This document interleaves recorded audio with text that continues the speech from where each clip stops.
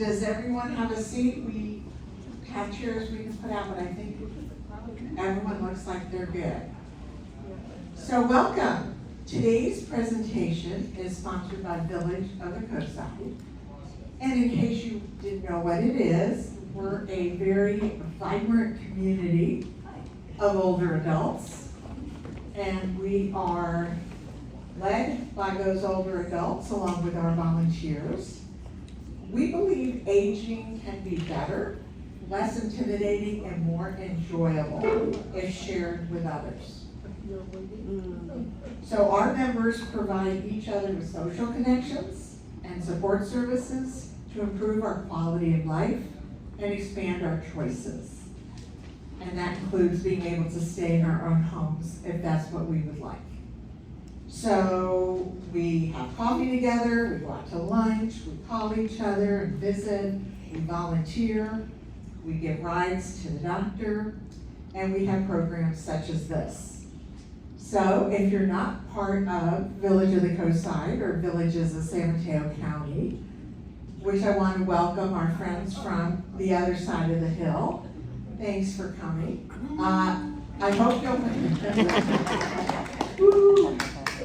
I hope you'll pick up a brochure in the back to learn more about us. So now to the main event. Yes? You need to do an emergency exit out of here. We got too many people in this room. Okay, so emergency exits. First of all, restrooms, if you went out the back door and just kept walking, you're gonna run into the restrooms. Okay? This is the emergency exit, but all these doors open up in the event we need to evacuate. And that door also goes outside.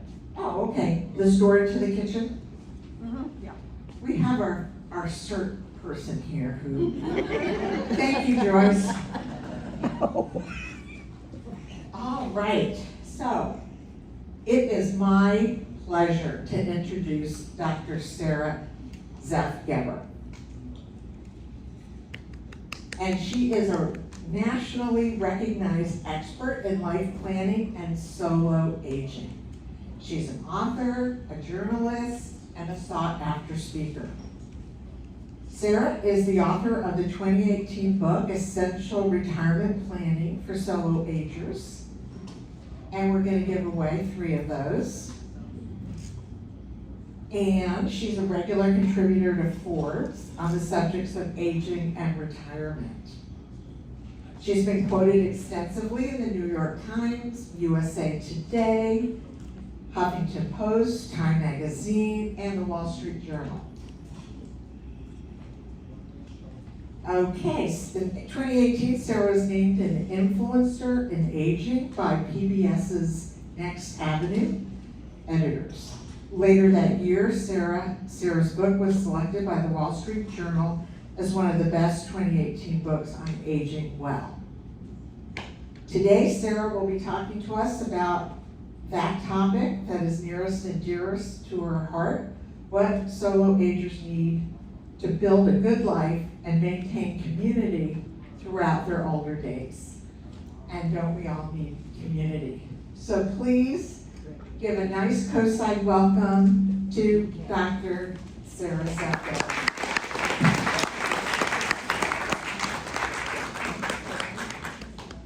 Well, I keep wanting to say good morning, but it's not. But the reason I want to say good morning is because where I live, if it's overcast, it's morning. But here that's not true, so good afternoon. Are you able to hear me okay in the back?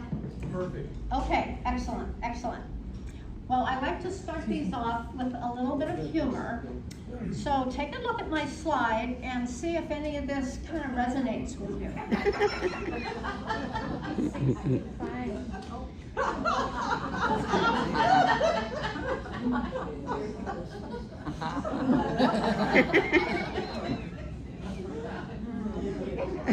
Kind of resonates. I don't get it. You're fired. What is he, 20? So, okay, we laugh. Why is it funny? Because it's true. It's kind of true, right?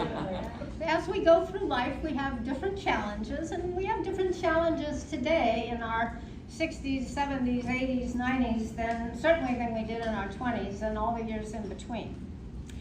So as we go through our adventure of aging, as we go through all of life, really, we have questions.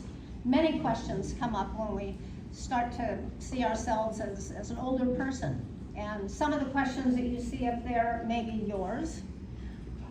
I have a bit of a different question that developed for me about 12 years ago, and it's what led me to do this, so I want to tell you about that.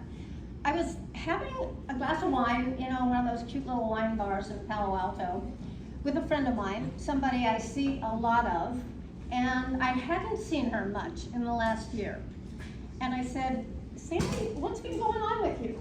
We usually get together like once a month, and now it's been like 4 or 8 months since I've seen you. And she said, well, I've spent the last year and a half, flying back and forth to try and help my mother, who is in the state of Maryland, try and help her kind of get through an awkward period. My dad died 4 years ago, and she's kind of not really doing that well.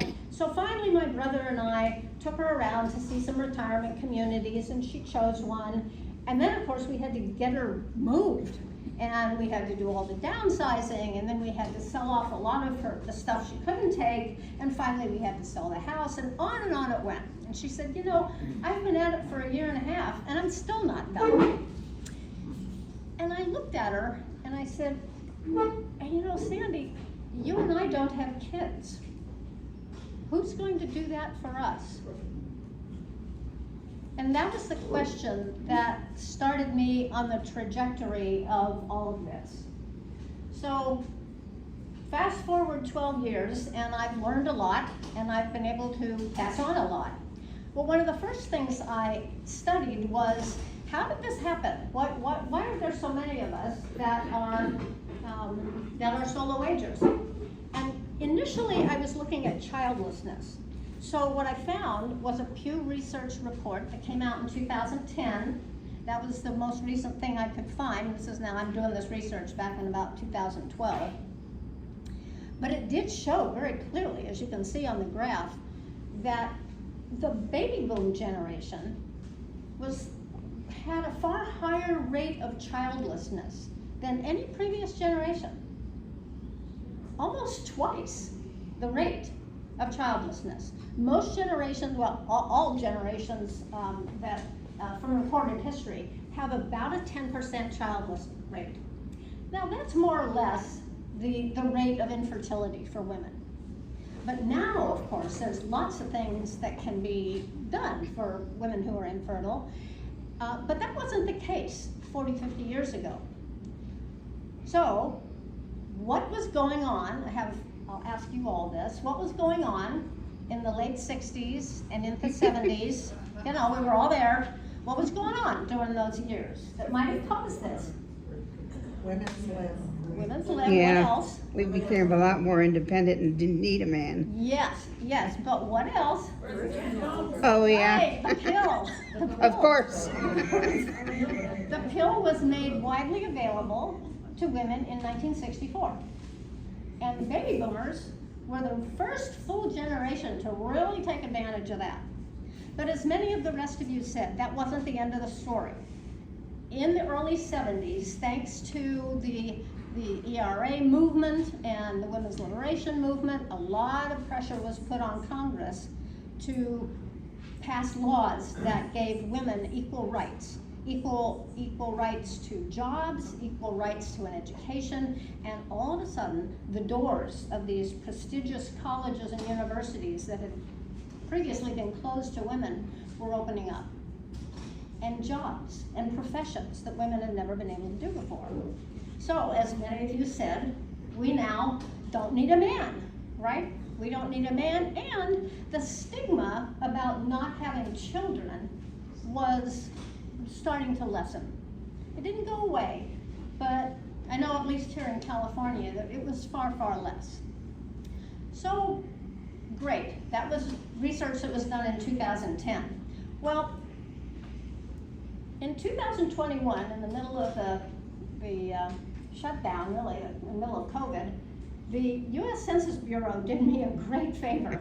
They decided to take a look at their numbers and produce a report on childlessness among older adults. So here's what they found, and you can see this kind of mimics what I found actually from the Pew Research too. The graph on the far right is the generation before the boomers. And you can see there, it's right around 10% childless, just like we knew. And then once we get into the first wave of boomers, that goes up to just around 16, 17%. And then with the later boomers, the far left graph, it really goes up. So I was happy that they did this study because it kind of validated everything that I'd been saying, and it validated the previous research. But for those of you who may be thinking, well, that's not why I came here. I'm a solo ager, but I do have kids. I want you to know that I don't necessarily consider others out of the solo ager category. There are many categories of solo agers as I see it today. And boy, did I get a lot of pushback from people when I started talking about childlessness. They said, no, wait a minute, I'm a solo ager and I'm not child, I'm a solo ager. So now my definition of solo ager really is anyone who doesn't have children, married or single, and anyone who does not have the kind of family support that people need as they get older. And that could happen for a number of reasons. And all those little bubbles you see up there in case one of the potential reasons. But you know, some people have one child, and as in the case of my neighbors, they had a son, one son, and when he was about 30, he had the nerve to fall in love with a Danish woman. So where do you think they're raising their kids? Yeah, Copenhagen, kind of far, and they, you know, they're still pretty active. They can fly over there once a year, and then the family of 5 transports itself over to California to see them once a year in a different part of the year. And so it's kind of working, but like a lot of people, they spend quite a bit of time online.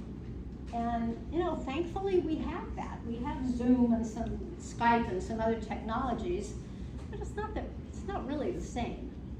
And I often wonder, and I've asked my friend Judy kind of gently, what are you going to do when you guys get older? I don't think Steve's going to be able to uproot himself on the spur of the moment and come over here if there's a crisis. And she said, yeah, we don't know. So surely they are solo agers too, because when you have your only family living, 8,000 miles away, that can be a problem. So we also have, it's a cute cartoon. There are also lots of situations where people have kind of dysfunctional families or they're estranged from their kids. And that creates a whole nother bubble of solo agers. So, you know, when you put it all together, solo agers these days are a good 32-33% of the population. And you've probably seen the statistic that women over the age of 75 are, well, today's women over 75, about 70% of them live alone. So again, another big category. Now, not everybody who doesn't have kids is a solo ager.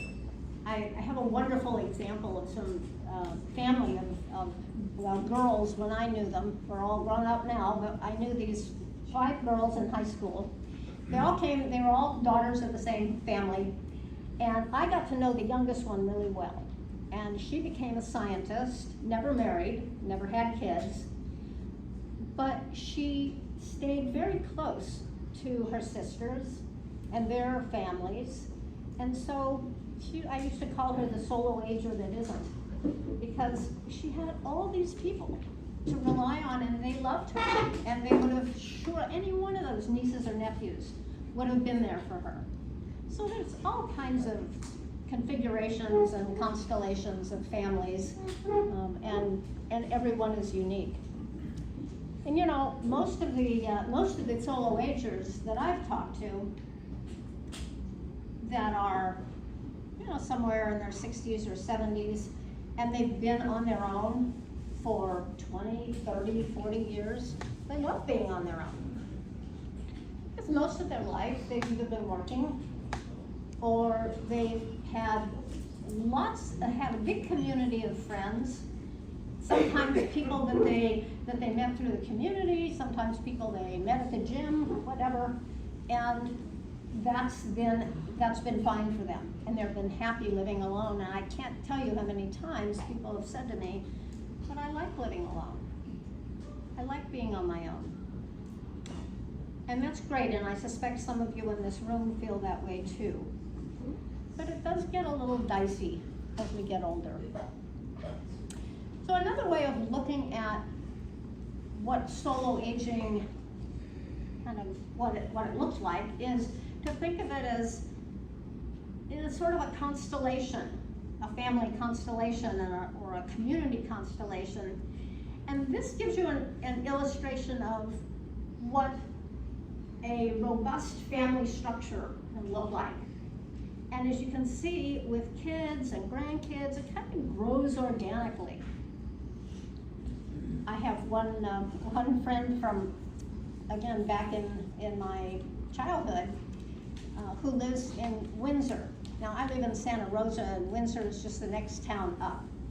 And I've only lived in Santa Rosa for about 9 years. And when I moved here, I thought, oh, this is great. I'm gonna live near Jody. I'm gonna see her all the time again.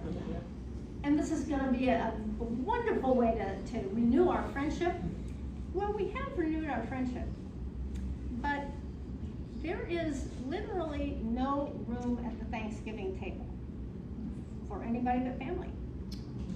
And whereas in the past, when we were young, I spent many Thanksgivings with them, with our whole family, but not anymore, because, and I can hardly get her attention or coordination for an event together, even on any weekend. Because with a family that as big as hers, you know, they only have 2 kids, but those kids now have spouses, and then they have in-laws, and then they have grandkids, and those grandkids have friends, and you know, on it goes. So it's hard sometimes to extend the invitation outward, even to the solo agers you do know. So the point of this drawing, though, is to illustrate that families can be their own built-in social support network. They operate that way as long as people live within reasonable proximity of one another and on good terms with one another, like one another. A solo agers diagram, on the other hand, looks very different. Now, there may be good ties with siblings and with nieces and nephews. Again, living in close proximity matters. But solo agers tend to build their ties more with the community, with friends, with maybe people that are colleagues or used to be colleagues, and are often much more involved in the community. I always find it interesting when I get involved with any nonprofit. There are tremendous numbers of people that are volunteering with the nonprofit and on the boards and whatnot. Many of them are solo agers, because that's their community. They build it through whatever engagement they can arrive at, especially after their working years. Because when that ends, that community kind of goes away. I don't know about your experience, but I have people that I used to work with, and you know, I'm still in touch with a few of them. But for the most part, those relationships have kind of dwindled.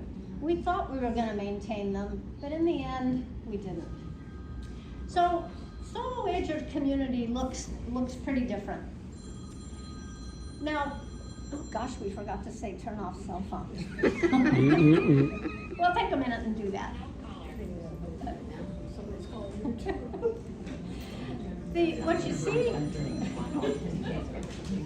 What you see on the screen right now is a potential support system for anyone.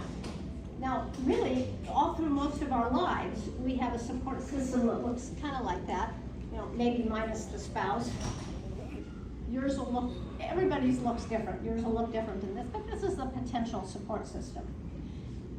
What happens when we get older is that some of these bubbles that you see up here, they either shrink or they go away. And usually starting with our work colleagues, but other bubbles tend to disappear too as we get older. They don't all go away, but they often shrink. What I hope not to see, especially with people I know and care about, I don't want to see this. I don't want to see, and I don't want to see it in myself. I don't want my only support system to be the people I pay to take care of me. I want it to look more like this. I want it to look more like friends and family have the big bubble, and then others are filling in, including the people that I pay to support me and take care of me. So another way of looking at this is, what do solo agers really need in life as we get older? And I think if there were a most important slide in all of my presentation, this would be it. Because this, after quite a bit of research, this is what I have found is what solo agers need to replace. Because these are the things that adult children typically do for their aging parents. Now, sometimes spouses do these things for one another because often one spouse tends to need help sooner than the other. But we're really looking to, what do adult children do that solo agers aren't going to have? So, are you able to read this? No. All right, then let me read some of it to you. It gets a little small. Medication management and help with administration, help with the activities of daily living. You know, that's what assisted living communities do. They help with the activities of daily living. This is what an aide would do that comes in a few hours of the day. So those kinds of things. Often adult children are the ones that do that. The going around the circle, the dark blue one, is legal representation. Adult children often take over as they have the power of attorney, they have the right to sign documents that their aging parents are no longer capable of doing. Bill pay, handling of money. I have a dear friend who passed away not too long ago at the age of 99. And when he was about 90 or 91, he asked his son to just take over the bill paying. It just became too much.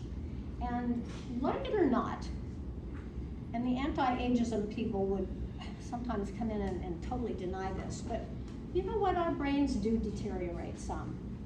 All that forgetfulness, it just happens, and then it can get a little worse, and we're just not functioning the way that we used to in our 50s, in our 60s, and we need a little help with some of that stuff. So bill paying and kind of managing the finances are something else that adult children do. Those of us who are solo agers need to figure that out in some way for ourselves and have people fill in. Management of real estate transactions. Well, this is what my friend Sandy had to do for her mom, Becky. She had to get the house sold and she had to coordinate the move and all of that, which also goes into the yellow one across on the far left that says residential decisions and help with moving, kind of goes close at hand with the real estate thing. And then investment and financial decisions, also an important element of everybody's life at some point. Most of you probably some sort of investment portfolio, or you work with a financial planner.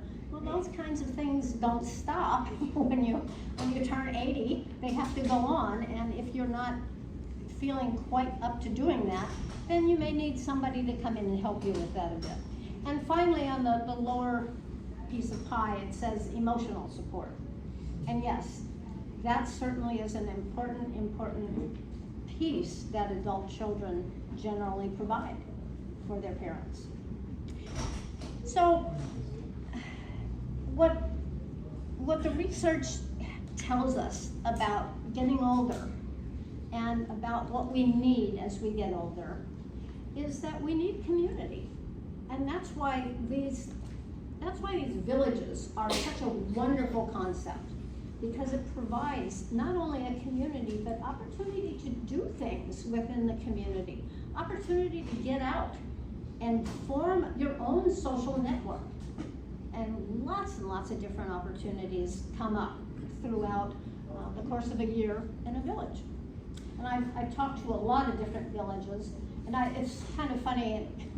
People always say to me when I say, well, this village over here does that. I said, well, you know what we say, you've seen one village, you've seen one village. So they're all kind of different. But social support is really the key. It's the key to maintaining health, happiness, connectedness, and avoiding loneliness and isolation. And to me, those are the enemy. Those are the enemy. Loneliness and isolation just can happen so fast when you isolate yourself in your own home. And you know, I have a love-hate relationship with AARP. They're a wonderful organization, and they support older adults the way no other organization ever has, or I could even imagine. But they started people looking at aging in place as the holy grail about, 15 years ago. I really think they're the ones that kind of came up with that expression and introduced it to the world. But I'm skeptical about that for solo agers. And in a few minutes, I'm going to offer you some potential alternatives. But let's stick with community for a minute. There's so many ways that we can develop community, and I have been asked on occasion especially when I do this talk at a senior center. Not part of a village, but a senior center or a library. And I have people come up afterward and ask me, how do I make friends at this stage of life? I just don't have any friends. And I feel so badly for them. And there's no easy answer to that. And sometimes they will follow that on with, and I'm just not a joiner. I don't have much to offer if you're not a joiner, because joining and being part of something is what it's all about. Otherwise, that leaves just you and you alone in your house with maybe your dog or your cat. In fact, in the middle of that list, I have get a dog. Why do you think I know that they're humans' best friend, but why do I really have that on the list, do you think? Absolutely, you get out and go for a walk. That's certainly secondary. Meet other people with dogs. Yes, you meet other people with dogs, or you just meet other people who like dogs.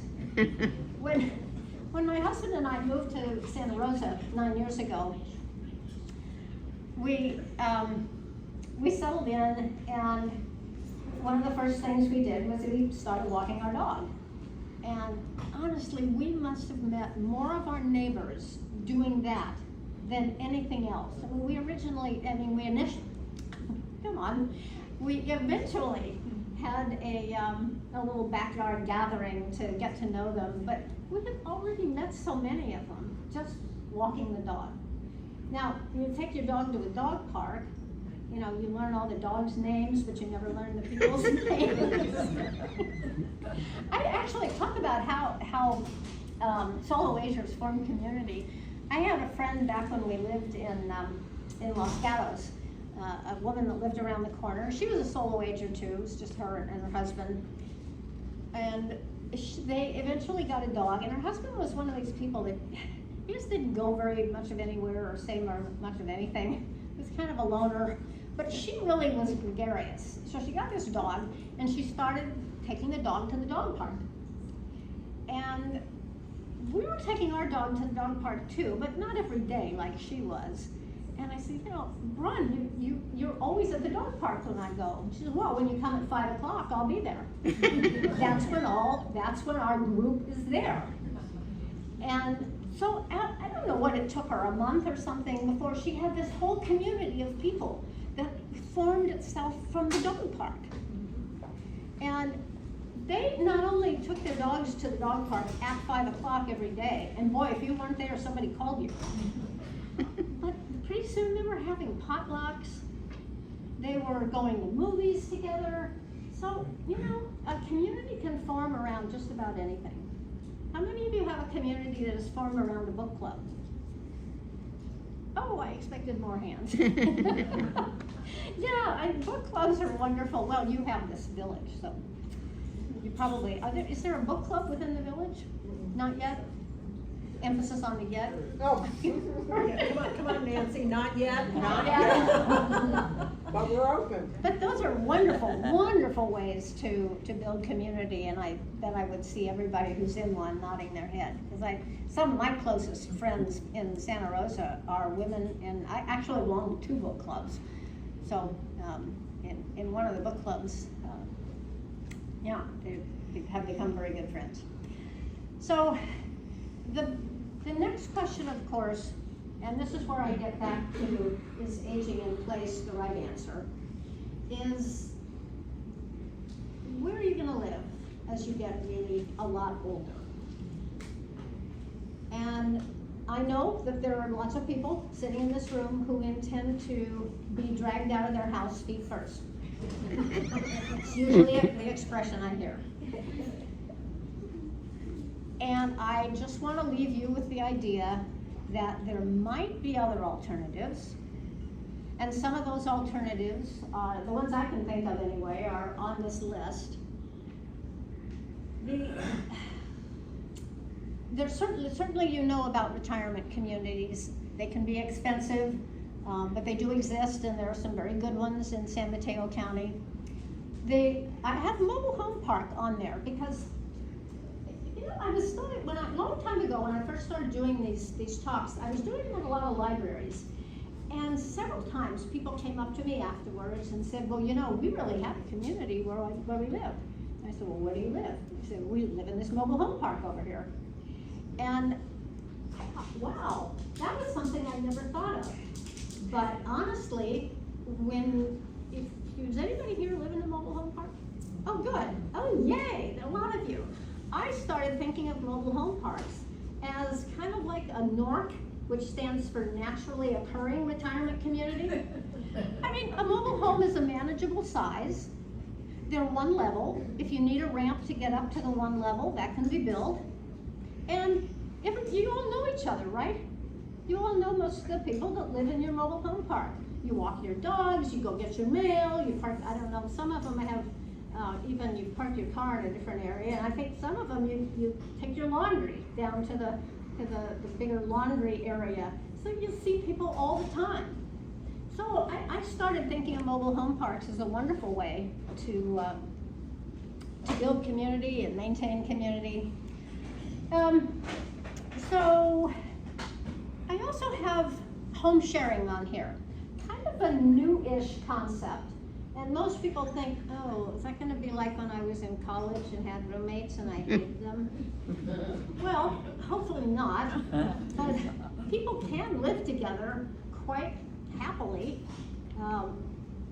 same age range or different age range. Maybe you want to live with people who are a little younger than you.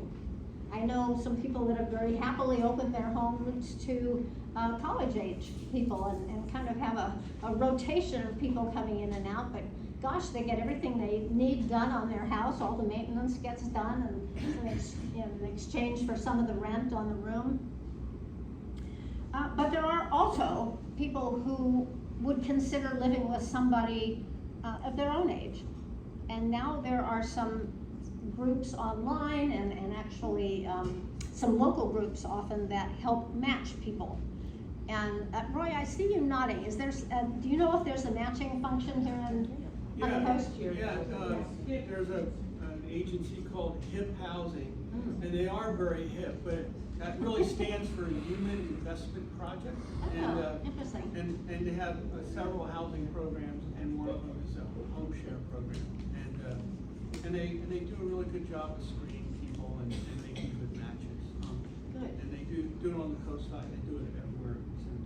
That's wonderful, and I think I have not actually kept up with some of the organizations that are doing that. There is an online company called Silver Nest, and they actually do some home matching. I'm not sure how they're faring these days. I knew the woman who started it about, gosh, 8 years ago or something. But it's, you know, it's an opportunity. If you have a large home, which used to be occupied by kids who now live in Timbuktu or whatever, and you want some companionship, it's a reasonable thing to do. Or you may be someone that has been a renter and you're starting to feel a little insecure about, am I gonna have a home later in life? To rent a room or part of a house from somebody else may be a good option. It definitely builds a community. Think Golden Girls.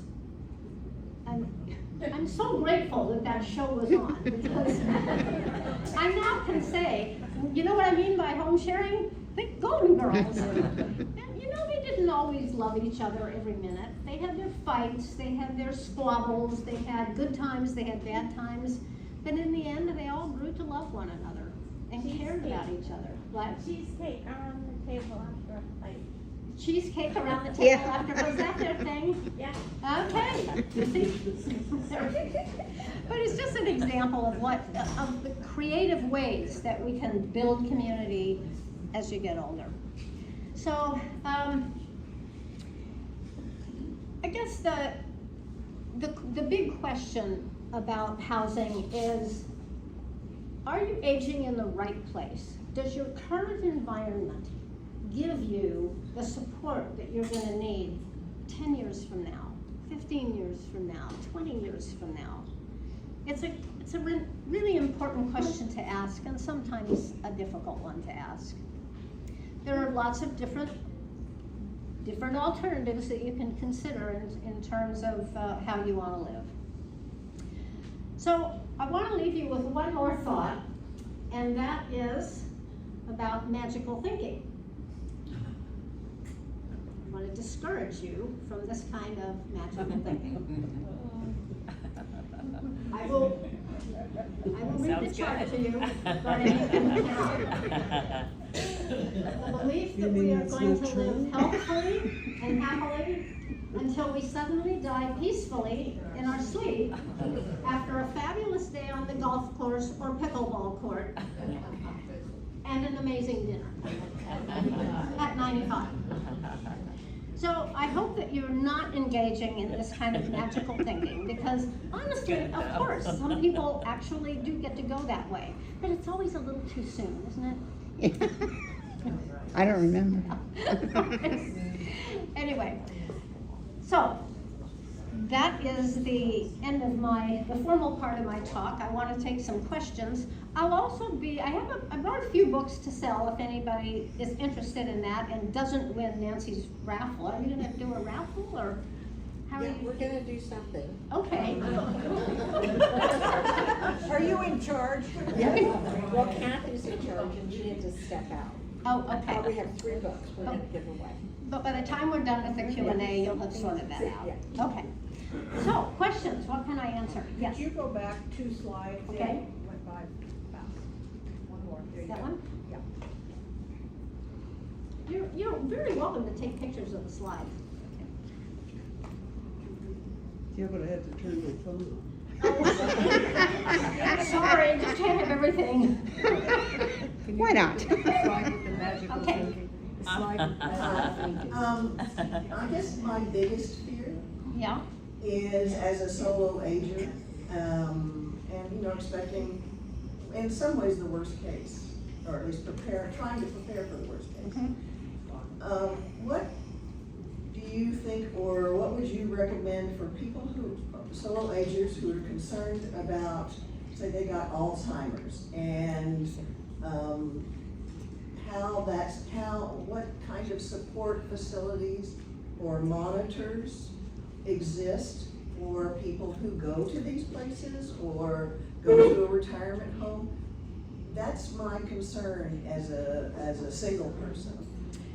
well, there's several questions in there. Okay. I'm sorry. I'll try and unpack them here. If you just choose to go and to live in a retirement community, there are lots of things that the people who run those retirement communities do to kind of monitor people. And if you're in a continuing care community, when you're ready for memory care, that's where you'll go. If you're not in a community like that, or if you're in a community like this, then you really have to rely on your friends and the people in your community to kind of keep an eye on you. And we should all keep an eye on one another and be aware of changes that occur. So one of the, at least in California and probably in every state, if you end up in a retirement home or something, there's state agency that supposedly monitors the conditions of retirement facilities. Do you consider those fairly reasonable, or? Are you talking about government agencies that monitor the State, quality of the Yes. retirement communities? That's the ombudsman program. Yeah. Roy, do you want to say something about that? No. Go ahead. There are agencies that do that. You know, it's like anything that the government does. Some of it works out just fine, and some of it can be kind of lax. Are you concerned about a particular community? No, I'm just thinking in terms of, like I said, worst case, that I outlive, which I don't believe, but outlive my friends, except which happened to some of them in my family. But I'm concerned about when you go through that list of what things need to be addressed as a solo ager, but you end up with Alzheimer's or dementia or whatever, what is available to step in? That's a great question, and I do have an answer and something I usually like to share. Okay. In California, we now have, and have for I think the last 15 or 20 years, such a thing as a licensed professional fiduciary. And California is only one of 2 states, Arizona being the other one, that actually licenses fiduciaries. And a fiduciary is a person that can actually take the place of kids that you don't have. So I think of a fiduciary, professional fiduciary, as a solo ager's best friend. They cost some money, and if you are going to hire a fiduciary to, for instance, be your power of attorney for finances, or even be your, have your power of attorney for health care. Executor. Well, I'm not talking about executor, that's after you die. But this is while you're still living. This is part of what we used to call the living will. Oh, yeah. This is before you die. If you are incapacitated, that is a person who can come in and kind of quarterback your care. That's what you're looking for, isn't it? Yeah, just knowing that there's some your other- advocate. Being your advocate, Yeah. yes. And also senior care advisors can fulfill some of those duties as well. Can I go on? Yeah, let me touch. So just because I'm a nurse, and an oncology nurse who also did hospice, Yes. I would recommend that what you're also asking about is your advanced healthcare Advanced planning care. document, durable power of attorney for healthcare. Yeah. So that you do have someone to make decisions for you when you are no longer able. That can be a number of people. Some of the stuff that you're talking about, Sarah, requires a lot of money. Yes, A it lot does. of people at the end of their life especially do not have that kind of money to make those transitions and have those people look out for them. One of the things that I personally have done is I had a former student, graduate student of mine, who I became friendly with. She's 20, 30 years younger than I am. Yep. She is my executor. Good. She is on my durable power of attorney for healthcare. She did do palliative care and hospice. And so I would invite folks to look at who else is in their life Yes. that they trust. Yes. They don't have to be best friends with people, but that they trust, that would look out for them and make good decisions for them. I think And get that's- those documents done Yes. and in the hands of your doctors, on your refrigerator, which is what hospice and home care agencies ask you to do, and in the hands of your, if you do have children or partners or siblings, so that they don't know what your decisions are. Yeah, absolutely. That's so well put, and such an important aspect of all of this. And look around your your constellation, your family. Who are the nieces and nephews that you might tap? I know it's some of these things, even a fiduciary, takes some money. And if you don't have that, you are gonna have to rely on friends and family. One of my good friends recently tapped, very similar to what you did, a woman she used to work with, who is 20 years younger. She's also single, but she was happy to get on her advanced directive. And the kind of the next follow-on thing to that is, if you're going to choose people to put on your advanced directive and name as your power of attorney for finances, you need to tell them about it.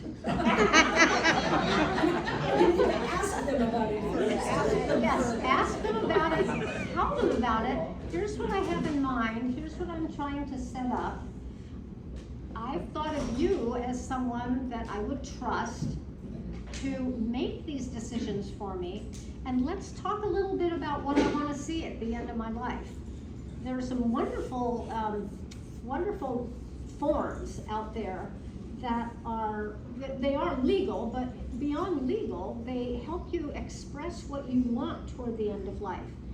Compassion and Choices is an organization that has a wonderful form that you can use. I think it's all online. There's others as well. Hospitals all have them. If you have done legal paperwork, if you have done your estate plan, then you probably got a form like that from your attorney. The legal aid offices have them. So it's important to specify what you want, and it's just amazing to me how many times I have asked people who said, yeah, I have my paperwork all done. I've got my advance directive all done. I've got my powers of attorney, and I said, good. Have you had a discussion with those people that you named? Well, no. It's important. It's important. Otherwise, you don't want to get that call. I mean, you wouldn't want to be the one that gets that call in the middle of the night. Well, your great aunt so-and-so is in the hospital and you're named on her advance directive, and you never heard about it. You'd rather get the call about your great aunt that left you, $500,000, right? But this time she's in the hospital. Anyway, don't impose that on people, and do get their okay. Sometimes people will say to you, no, I don't feel capable of doing that, and I don't want to be the one. So, okay, move on to the next one. Yes? I have a question. Coming from a place of the category of estranged, dysfunctional, is there any kind of resources or books that one can pick up to use as tools for addressing all of these issues? Because it's really kind of the directive that we're all trying to go in the same path. This is the aging process, as you mentioned, and then the end, and then being able to build this kind of trust is what I'm experiencing now. So is there books, is there information out there? I saw a couple hands shoot up, and I bet there's some suggestions. I had a question back here. Did you have the same question? Yes, I was wondering if you might add, I'm not a multimillionaire, but what I've also done is set up a scholarship at my university for needy students. It doesn't give them that much, but it allows them to have a semester either at their home campus or a semester abroad. And both of the universities that I attended were extraordinarily grateful for that gift, so I would recommend that as something else to think about. Okay, thank you. I want to go back now to your question. Does anyone have a recommendation of a resource for kind of mending fences, mending relationships? Building trust. Building trust. Kind of being able to go in one direction. I know that there are out there, and I can't think of any offhand. It's usually through like different cemeteries, believe it or not. Cemeteries. You wait a little long. But they do have booklets that give you a breakdown of how to prepare for that future time. Okay. Huh. Was there a chapter in your book about There's- that? They have all kinds of different booklets in that order. And of course, you go online. As far as like, like the health, the directives, the healthcare. They'll tell you about, it's like a checklist. So what you're Oh, going to okay. do is check off The and list. then go on Google and find the item. But at least you have that checklist from beginning to end. Okay. They help you that way. And you don't have to go to the cemetery. You know, the one resource Yeah, that's I not can. really my goal, but, yeah, exactly. But one resource I can think of that kind of ties a couple things together. Ellen Goodman, who was a journalist about, I don't know, 10 years ago or something, put together the Conversation Project. And that's all online. And that may have some stuff for you. That's really about how to talk to people about your wishes. And I highly recommend her work. I think there's a book out also, but I would first go to the Conversation Project online and see if you can. I'll write that down afterwards, yes. Okay, Thank you. okay, sure. Wait, hang on a second. Let me see where the microphone is. I have it right here. Okay. I just want to throw out another name, David Brooks, the Yeah. writer for the New York Times lately, has been doing talks and tours on how to talk to people, especially people that you may not agree with, Yes. and you may not agree with you, Yeah, Right. and how to get right, along. Right. that's a good Some resource very too. basic, but, Yeah, yeah, so exactly. see what you Okay. Okay. Nancy? Mine are the right places. So And the I wanna- Conversation Project was Ellen. Ellen Goodman. Goodman. And you had a question. I don't have a question. Okay. I just want to point out that I have been a member of the Villages for 10 years.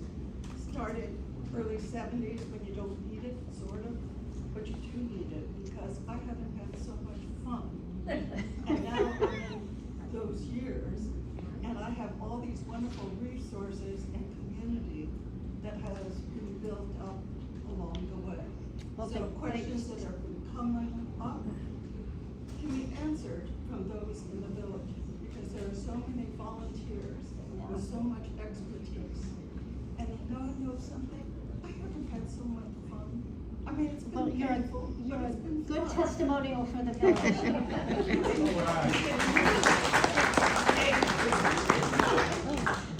And Roy? Yeah, regarding your slide about one category of solo agers are those of us who have estranged family members, and that's certainly in part of my experience. And I think don't discount the possibility. Nancy, can you get the microphone to him? Don't discount the possibility of just going to a counselor and talking to a counselor or therapist about that, because in some instances you might be able to repair relationships with children or other family members, and in other cases you'll realize that, you know, it's not worth the energy, you know? And a therapist will help you if you're not quite sure about what the possibilities might be. A therapist can really help you. So don't discount mental health support. Yeah, good suggestion. Okay, who's next? I think we'll take maybe 2 more questions and then we'll wrap up, so. Pass on down. Oh, can I just piggyback? Okay, sure. I'm just gonna say there's a new book that came out, it's called Fault Lines, and it has a lot of resources to help with estranged relationships and families. Good. You're getting some good resources. So I taught palliative care for 10 years, and a couple of my resources, which might not be, you know, published in the last 5 years, but E.J. Miller did a really great book called A Beginner's Guide to the End. And I know that you're not all dying, but part of the title talks about practical advice for living life. And it's got that kind of pathway, listy stuff that some people might be wanting to work on, work with. So B.J. Miller is the author. Okay. And there's another great book that I read, Katie Butler, B-U-T-L-E-R, was a science writer for the Chronicle. She actually did 2 books. One, while her own father was going through the healthcare system and a number of issues, but she wrote a book called The Art of Dying Well. Again, I know we're not dying, but we're dying. Practical Guide to a Good End of Life. The last thing I wanted to say about advance directives is what I found in that particular book was an addendum that I put on my own advance directive if I get dementia. So the forms are all out there for standard advance directives, but my addendum is from her chapter on if you get dementia, and it talks about, no, I don't want a feeding tube, no, I don't want antibiotics, no, I don't want to go to the hospital, no, I don't want to go to a nursing home. Please allow me to die of a natural death. Pneumonia, a urinary tract infection, a blood infection, whatever. I added it as an addendum to my own advance directive. I've given it to tons of friends because none of us know if and when that might affect us. And we feel powerless over that diagnosis. So Thank you very much for that. That's really good advice. Let's pass the microphone back to the back and then we'll be done. And I'm also happy to take individual questions. I'll be around for another hour or so. But one more question, yes. Okay, sorry, I am just learning. It seems like, and maybe they're out there, but you have to pay for them, I think, is that now as people have been aging and the increase, is there seems to be a need for like caseworkers, social workers, to navigate for resources, connect the dots. And you would think insurances, but now I will see things post, Facebook, private entities, I gather you pay for them. And it seems like our society needs social workers, caseworkers, for whatever the needs for the aging or disability population. I was kidney transplanted 1 year ago, Mayo Clinic, miracle. Just retired to save the kidney. And so, I've always had Medicare from dialysis and now transplant and age. But now it was trying, and I had resources, but it's like, even my one doctor was trying to find a social worker, caseworker for resources, and I just didn't know if that's out there. Do you live on the coast side? Elgin. So Senior Coastsiders has a really wonderful social worker. Oh, Tracy. Tracy. Yeah. And if she can't help you, she knows people who will be able to help. Okay. Yeah, because it's a new chapter. So this is the beauty of a village. Yeah. I am going to wrap up now because I'm going to interrupt you. Oh my. Well, okay. I just wanted to say, so many useful resources have been brought up by people in the audience, and I don't know that they're recorded anywhere. That's a shame. I noticed my friend in front of me here, I'm a member of the village, has taken some notes, and I wonder if any of the wonderful resources have been noted by anybody. Yeah. Well, this has been recorded. So Okay. the whole, you're still recording, right? Yeah. This has been recorded, so there is a record of it. And we'll put it on the village website. Okay. Yeah. Oh, good. And I want to thank everybody for being a great audience. Again, I'm gonna be here for another hour, so I hope to talk to some of you individually. Thank you. Thank you.